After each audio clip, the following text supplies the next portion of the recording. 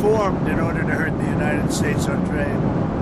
And we're either going to make a good deal or they'll just pay whatever we say they have to pay. What about the Japanese? So you met briefly with Prime Minister We had a Shiba? great conversation. I thought he was terrific, actually. You know, I was very friendly with Shinzo Abe, Prime Minister. He was a great man. But I think he's going to do a very good job. You think you have a chance of a deal there? Chance. They're tough. Japanese are tough. But ultimately, you have to understand, we're just going to send a letter and say, this is what you're going to pay. Otherwise, you don't have to do business with us. But there's a chance of a deal. They want changes to the auto tariffs as well. Is that on the See table? what happens. Anything else? Yeah, the drone attack in Kyiv. What's your response to that? It looks like 14 or so, a drone attack, a Russian drone attack in Kyiv. Very recently. It seems 14 civilians, an apartment building.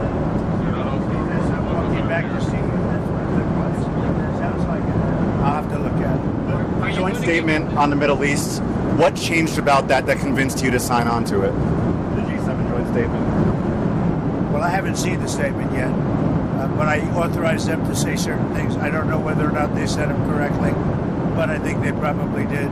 We had a good meeting. I think that Canadian representatives were very good. He did a very good job. How are the trade? How was your meeting with him? How are the trade talks looking with the Canadians? I think we had a lot of good talks with a lot of people. You said he's looking for something more complex. Can you tell me what you mean by that? They get too complex on the deals and they never get done. And we need speed. You know, we're dealing with really, if you think about it, probably 175 countries. And most of them are going to just be sent a letter saying, it'll be an honor to trade with you, and here's what you're going to have to pay to do it. We're making a lot of money. You know, we took in $88 billion in tariffs, and I was called by Congress about 2 nights ago saying, we don't understand, the numbers are so far off. And I said, is that good or bad? He says, well, we're taking in so much more income than we thought. We've never seen anything like this. What is it? I said, check the tariff column. And it's about $88 billion that they've never seen before. And that's nothing compared to what it's going to be. You've got other tariffs coming down the pipe here.